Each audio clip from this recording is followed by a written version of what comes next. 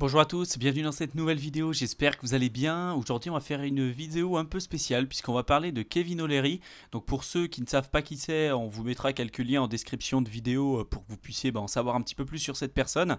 Donc c'est un investisseur quand même américain qui est passé de nombreuses fois à la télé, notamment pour faire des émissions d'investissement Shark, notamment vous devez connaître. Donc je vous laisserai faire un petit peu vos recherches sur cette personne-là. En tout cas, ce qu'il y a à savoir sur lui, c'est que bon, c'est quelqu'un de quand même très influent puisqu'il est quand même multimillionnaire, il possède plusieurs sociétés, etc. Et il est passé de nombreuses reprises sur des chaînes, notamment un peu comme nous, BFM TV, mais en Amérique c'est plutôt CNBC. Donc là en l'occurrence il est apparu à de nombreuses reprises face à Pompliano, que vous retrouvez ici sur cette image. Et donc dans cette vidéo l'objectif ça va être de vous montrer un petit peu le double discours qu'il va y avoir entre des personnes qui vont vous dire de faire certaines choses ouvertement, mais qui, elles, en arrière-plan, avaient un discours qui était complètement différent il y a de ça quelques années, et qui, pour nous, ne nous dit absolument pas la vérité. Alors, je vous ai déjà fait énormément de vidéos sur ce sujet-là ces derniers temps, et j'espère que ça a pu vous plaire. Et là, c'est encore une fois une pierre de plus à l'édifice pour vous montrer que certaines personnes, clairement, vous mentent ouvertement, qu'il ne faut absolument pas croire ce que les gens disent, et qu'il faut plutôt regarder ce que les gens font, justement, plutôt par derrière. Donc, avant d'entamer cette vidéo, si tu viens nous découvrir, sache qu'on est une chaîne exclusivement dédiée au domaine des crypto-monnaies et plus particulièrement à l'investissement dans le domaine des crypto-monnaies. Donc si c'est un sujet qui t'intéresse, je t'invite tout de suite à t'abonner à notre chaîne YouTube pour ne pas rater nos prochaines vidéos. Je t'invite également à télécharger gratuitement notre e-book simplement en cliquant dans le lien qu'on aura mis dans la description. Tu verras, en étant débutant, ça t'aidera énormément à faire tes premiers pas correctement et en plus c'est entièrement gratuit, donc profites-en.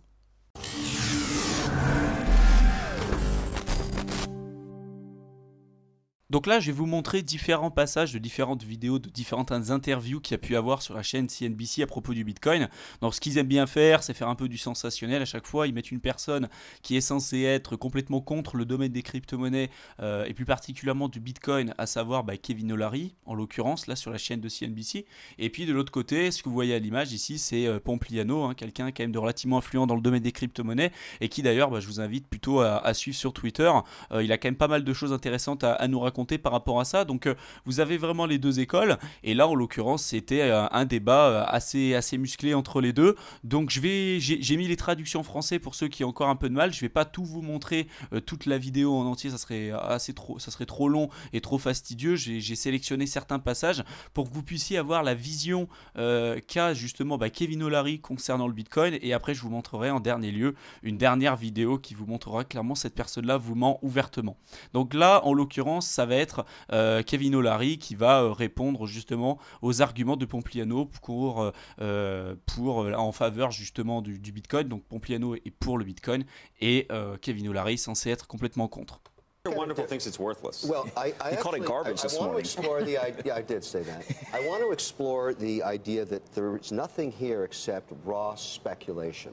No different than when I go to Las Vegas and put my money on black or red on a roulette wheel, because where is the intrinsic value inherent in deploying real capital, let's talk real money here, and putting it into Bitcoin as a storage of value? I get gold. For 2,000 years, including the Romans, they saw value in owning that as an asset class. Tell me why this, which is basically a digital game, that's the way I look at it, has any intrinsic value. When people actually put real money into this, they make no interest, they can't pay their taxes with it, the regulators don't like it, which is always a problem for compliance. And where's the long-term value? Just this idea that they're going to cut the number of units in half, that's such a scam. Like, that's just totally BS. So I would say two things. One, Donc déjà, vous avez vu un petit peu la vision qu'il est censé avoir sur cette interview. Il dit clairement que ça semble vraiment être un gros scam le Bitcoin, juste parce que il y a une grosse spéculation sur le fait qu'il va y avoir une diminution de l'offre au fur et à mesure du temps grâce aux épisodes de halving qu'on a déjà évoqués sur la chaîne YouTube. Typiquement, lui, il trouve que ça ressemble un petit peu à une sorte de pyramide de Ponzi et que c'est vraiment une arnaque. Donc ça, c'est un premier argument. Après, derrière, à 3,29 à peu près, il redit quelque chose aussi d'assez marrant. for a very long time. So I taught a class at Harvard 18 months ago that young people in that class challenged me. I put $100 into something called Coinbase, which is a wallet thing. And You buy Bitcoin? I bought them all. I bought all the crypto crap. I put $100 in. It's now worth 30. 30. That's a 70% loss on my crypto crap. Now, I bought them all. I think that really sucks. And I think people should understand today the hot digital is Bitcoin. Tomorrow it could be whatever, right? Again. Donc là, le deuxième argument qu'il avance, c'est qu'aujourd'hui c'est le Bitcoin, que demain ça pourra être une autre crypto-monnaie, peu importe, et que le Bitcoin n'est pas censé durer. Donc gardez bien vraiment cet argument en tête, puisque la dernière vidéo que je vous montrerai, elle est vraiment très évocative de ce que je vais vous présenter par la suite. Et notamment, il disait qu'il avait acheté du coup des crypto-monnaies sur Coinbase il y a de ça quelques temps. À tous les coups, c'était au plein boom justement en 2017. Il avait mis $100, il avait acheté un peu le basket de crypto qui était présenté par Coinbase, et finalement après il a perdu énormément de valeur. Il se retrouvait avec un portefeuille à peu près de $30 sur un investissement au total de $100. Donc il dit ouais, il y a eu une bulle, ça a explosé, j'ai perdu de l'argent, donc c'est forcément n'importe quoi. C'est quand même censé être quelqu'un de multimillionnaire, et ça l'est, hein, c'est quelqu'un de multimillionnaire, et qui se fasse avoir comme ça totalement de manière débutante, c'est quand même assez marrant à entendre, et surtout vous verrez par la suite que c'est absolument pas vrai. Donc il y a ça, et puis il y avait également aussi à 6,46 quelque chose que je voulais vous montrer. You know, look, I love your optimistic view of it. You haven't changed my mind at all. It's still garbage, and I'm not going to take real money and put it into this thing. It's never going to happen. I mean, imagine real money, taking real dollars that I'm making in cash 2.1% on and putting it into crypto crap. Agree to disagree. Absolutely. Okay, so your crypto crap garbage. Donc là, il explique voilà, que c'est complètement une arnaque, il mettra jamais un seul dollar sur le Bitcoin, que ça n'arrivera jamais, puisque voilà, c'est totalement un gros scam. Donc ça, c'était une interview qui avait été faite, si je me trompe pas, voilà, le 14 mai 2019. Donc c'est quand même récent. Il y a eu une autre interview qui a été faite cette fois-ci le 6 août 2019. Donc c'est encore un peu plus récent.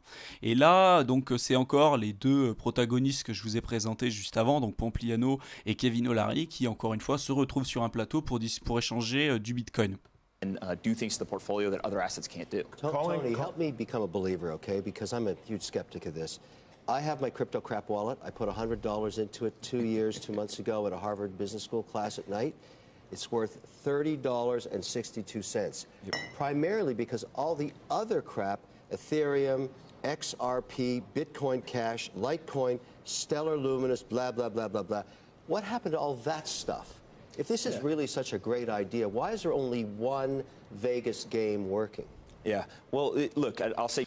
Donc là, encore une fois, il réutilise le même argument qu'il avait présenté sur une autre interview. On a l'impression un peu qu'il répète toujours les mêmes choses. Bon, il réexplique qu'il avait investi de l'argent, qu'il avait perdu, encore une fois, 70% de sa valeur, que c'est totalement une arnaque, et que si le Bitcoin était censé être si intéressant que ça, pourquoi il y a d'autres projets qui se créent par-dessus? Bref, encore une fois, c'est un faux discours. Là, une autre vidéo qui est vraiment intéressante, qui présente une interview de Kevin O'Leary. Alors là, j'aurai pas la traduction en français, je suis désolé pour ceux qui ne comprennent pas l'anglais, donc j'essaierai de vous présenter ça, de vous réexpliquer ça en français à la fin de la vidéo pour que ce soit un petit peu plus clair. Mais là, vous allez avoir le discours de Kevin O'Leary en 2013, donc bien avant les deux interviews qu'il a pu faire par la suite, et là vous allez voir que son point de vue est totalement différent de celui que vous avez pu entendre jusqu'à présent. On a l'impression que sur les interviews en 2019, c'est quelqu'un de totalement ignare qui ne comprend absolument rien au domaine des crypto-monnaies, plus particulièrement au Bitcoin et même à l'investissement en général, puisqu'il a investi au plus haut, et typiquement il dit qu'il a perdu 70% de sa valeur. Enfin, je pense qu'une personne de son envergure est censée savoir justement un petit peu comment se passent les marchés, surtout qu'il enseigne également les investissements à de très nombreuses personnes. Donc là, vous allez avoir un petit peu son point de vue, et vous allez vous rendre compte tout de suite du double discours qui existe entre finalement Kevin O'Leary et puis ce qu'il a pu dire en 2013. It's been a roller coaster ride for Bitcoin, the internet currency we've talked about on this program. If you follow it yesterday, you'll know it lost 60% of its value. This was just after it hit a record high of $266. Now, though, it's already starting to come back up again. Just 2 months ago, each Bitcoin was worth only $20. And now, as you heard, it's huge. All of that volatility in the value of Bitcoins has some economists wondering if there is a Bitcoin bubble and if Bitcoins really have a future as a currency. Kevin O'Leary is our business commentator and the chair of O'Leary Funds. We know he has a thought or two on that. Nice to see you in studio again this morning. Number, what's going on with this like huge rise from $20 way up into the hundreds and then a precipitous fall yesterday? Well, let's remember that until yesterday, most people around the world never heard of Bitcoin. Bitcoin, for those who don't know it, is basically virtual currency, the same that you get for blasting aliens in a video game, except now traded globally. You can buy Bitcoins with virtually any currency on Earth and convert back into any currency or buy goods and services with it. Well, we talked about the story. What really got us talking about Bitcoin was the guy in Edmonton who was selling his house for the first time, wanted 400,000 in Bitcoins. So I think the best way to look at this is a proxy for the mistrust individuals have of central bankers. If you're willing to take Bitcoin as a currency, a virtual Barbie currency to me, it has no basis, no central banker, no hard asset behind it. But if you don't trust any other currency, this is where you go. So essentially what's happening here, Heather, people all around the world are saying, I've had it with my central banker. I don't trust politicians anymore. I'm going to trade with this currency with my computer and my cell phone. Well, they did that. The reason the Bitcoin shot up was after Cyprus, when they thought the government was going to get the hands on the money in the banks. So people turned to Bitcoins to keep them protected. So I ignore everything till it gets to $1 billion of market cap. Okay. That happened recently with Bitcoin, well over $1 billion in value. So it's here to stay. When you've accumulated a virtual worth of $1 billion and people are willing to trade it and actually buy things with it, turn it back into hard assets, and here's the key, Heather, owners of hard assets are willing to take Bitcoin. This is here to stay. That's what's going to happen, and no central banker can control it. But you just called it a Barbie currency. I was going to say, is it all hocus pocus? I mean, is it a legitimate form of currency to trade? It is, and as soon as it passed $1 billion and someone bought a hard asset with it, in my books, as an investor, it became real. Now, at the same time, because relative to all other currencies, it's tiny. $1 billion is irrelevant in the currency market. Remember, the currency markets are the largest markets on Earth, bigger than commodities, bigger than stocks, bigger than bonds. It's going to grow, but it's going to take a long time. But the key is volatility. Nobody's going to put a large part of their net worth into this thing because it can go up and down 60% in a day, as we saw yesterday. But is it here to stay? Oh, yeah. So will I take 2 or 3% in Bitcoins? I think I might. I'm going to start looking at it. Are you really? I was going to say, are you into this at all? I have a basket of currencies, Heather. The way you diversify your risk in currencies is to own many of them. I own euros, I own Swiss francs, I own Canadian dollars, American dollars, and I might start to dabble, a little dabble-douille of Bitcoin. That's exactly what I was going to say. Voilà, donc là c'est vraiment hilarant. Enfin, moi je trouve qu'il y a, vraiment ces personnes-là littéralement se foutent de nous, quoi. Il y a rien à dire. En fait, ils profitent justement des médias et de l'influence qu'ils ont pour dire aux autres de ne pas investir dessus, pendant que eux finalement se remplissent les poches et puis se placent avant que justement les personnes lambda comme nous puissent finalement avoir accès à ce genre d'actifs.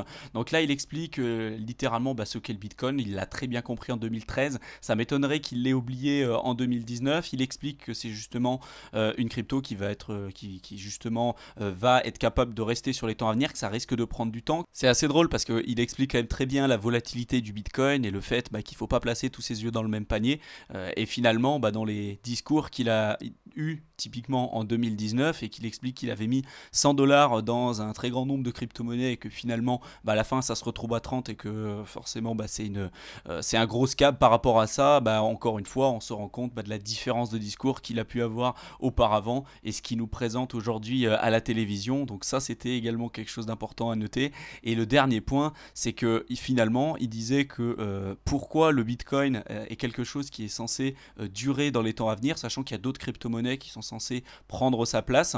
Finalement on se rend compte qu'en 2013 il avait une vision totalement différente dessus. Alors je sais que le marché a évolué depuis, qu'il a peut-être changé son esprit par rapport à tout ça et que finalement il a peut-être d'autres opinions par rapport à l'évolution du domaine des crypto-monnaies sur le long terme, mais moi je pense sincèrement qu'il ment ouvertement et c'est vraiment pas le seul. On voit que Jamie Dimon, donc le PDG de JP Morgan, fait exactement la même chose, que les grandes banques s'y mettent et que finalement tout le monde a compris véritablement la rareté et la puissance que peut avoir le Bitcoin et même le domaine des crypto-monnaies en général sur le long terme.